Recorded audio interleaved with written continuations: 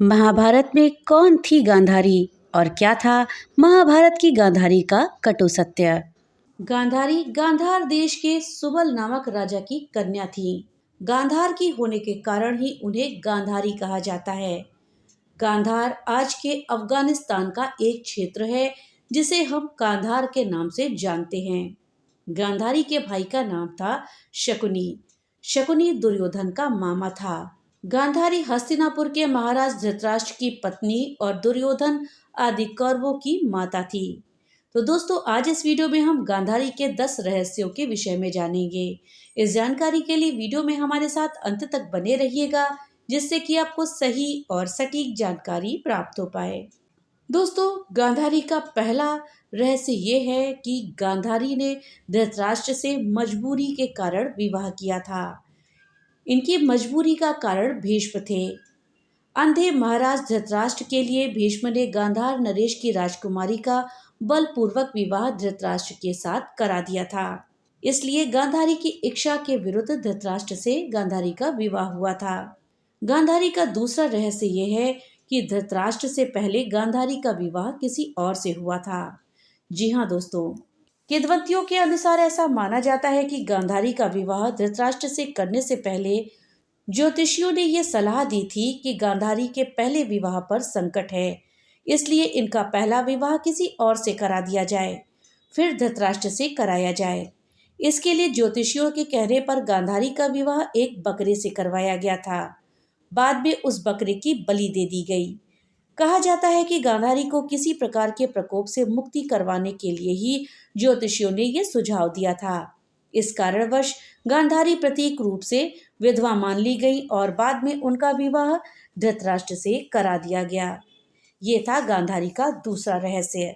गांधारी का तीसरा रहस्य यह है कि गांधारी ने भी अपनी आंखों पर पट्टी बांधी थी, लेकिन आखिर क्यों? दोस्तों, इस संबंध में 2 कथाएं हैं। इसमें पहली कथा यह है कि गांधारी को पहले से ही पता था कि उनका होने वाला पति अंधा है, और दूसरी ये है कि विवाह के बाद जब उन्हें पता चला कि मेरे पति अंधे हैं तो वो सन्न रह गई और फिर उन्होंने माना कि मेरे साथ धोखा हुआ है, इसलिए उन्होंने अपनी आंखों पर पट्टी बांध ली थी। पहली कथा के अनुसार गांधारी ने पतिव्रत धर्म का पालन करते हुए अपनी आंखों पर जीवन भर के लिए पट्टी बांध ली थी। इसी कारण से गांधारी का संसार की पतिव्रता और महान नारियों में विशेष स्थान है।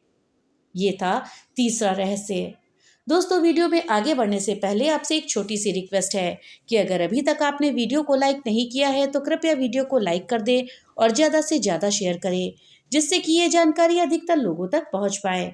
और हाँ, अगर चैनल पे पहली बार आए हैं तो कृपया चैनल को सब्सक्राइब कर दें और बेल आइकन दबाना ना भूलें, जिससे कि मेरी वीडियो सबसे पहले आप तक पहुंच सके। तो चलिए वीडियो में आगे बढ़ते हैं और जानते हैं गांधारी के चौथे रहस्य के विषय में। दोस्तों, गांधारी एक विधवा थी। ये सच्चाई बहुत समय तक कौरव पक्ष को पता नहीं चली। ये बात जब महाराज धृतराष्ट्र को पता चली तो वो बहुत क्रोधित हुए। उन्होंने समझा कि गांधारी का पहले किसी व्यक्ति से विवाह हुआ था और वो ना मालूम किस कारण से मारा गया। धृतराष्ट्र के मन में इसको लेकर के दुख उत्पन्न हुआ। उन्होंने समझा कि उनके साथ धोखा हुआ है और उन्होंने इसका दोषी गांधारी के पिता राजा सुबल को माना। धृतराष्ट्र ने गांधारी के पिता राजा सुबल को पूरे परिवार सहित कारागार में डाल दिया।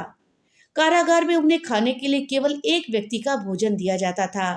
केवल एक व्यक्ति के भोजन से भला सभी का पेट कैसे भरता? ये पूरे परिवार को भूखा मार देने के लिए साजिश थी।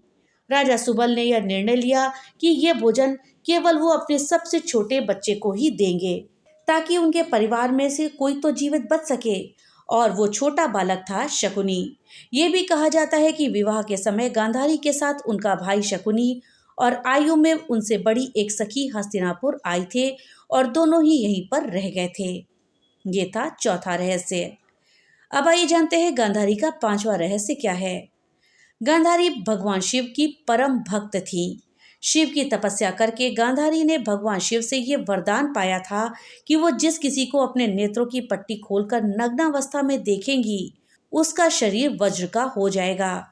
युद्ध से पहले ऐसे में गांधारी ने अपनी आंखों की पट्टी खोलकर दुर्योधन के शरीर को वज्र करना चाहा, लेकिन कृष्ण के बहकावे में आकर दुर्योधन ने अपने गुप्तांगों को पत्तों से छिपा लिया, जिसके कारण उसके गुप्तांग और जांघें वज्र के समान नहीं बन पाए।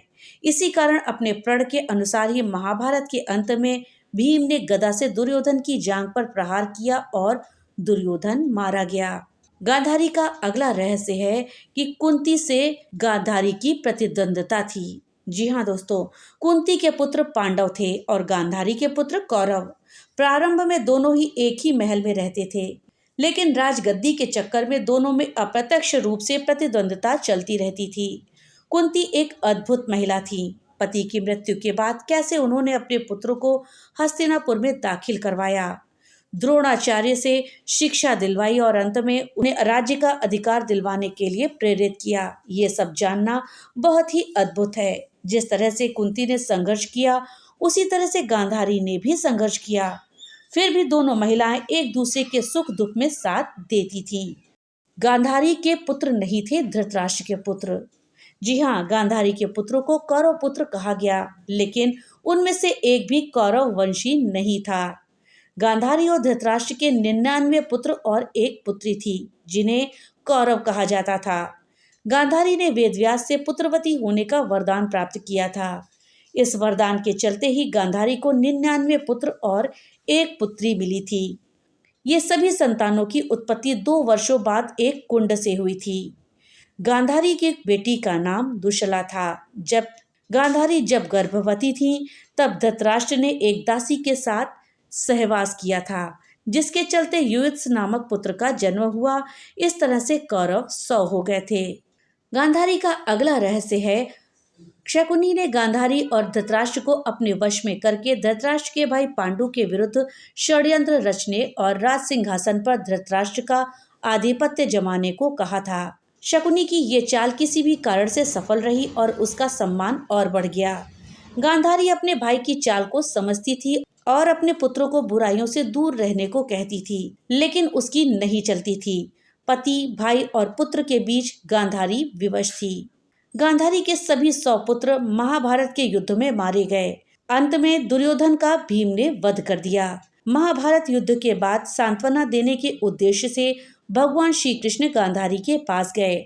गांधारी अपने 100 पुत्रों की मृत्यु के शोक में अत्यंत व्याकुल थी।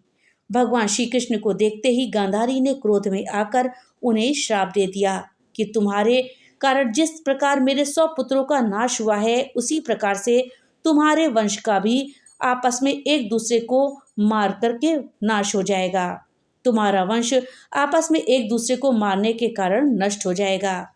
भगवान श्री कृष्ण ने गांधारी से कहा, देवी, मैं आपके दुख को समझता हूँ।